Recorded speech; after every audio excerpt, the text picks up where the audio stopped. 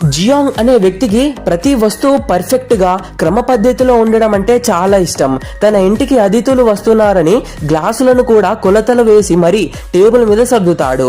నేజా మరియు అతని కుటుంబం లోపలికి వస్తారు. నేజా డ్రెస్ కాస్త వంకరగా ఉంటే జియాంగ్ దాన్ని సరిచేస్తాడు.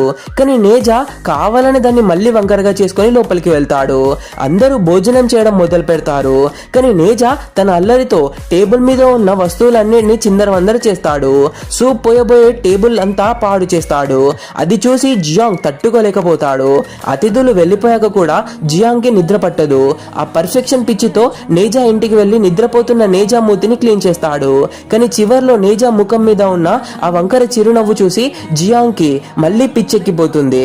జీవితంలో ప్రతిదీ మనకు నచ్చినట్టు పర్ఫెక్ట్ గా ఉండాలనుకోవడం మనకే మానసిక ఒత్తిడిని కలిగిస్తుంది. కొన్నిసార్లు లోపాలను కూడా స్వీకరించడం నేర్చుకోవాలి.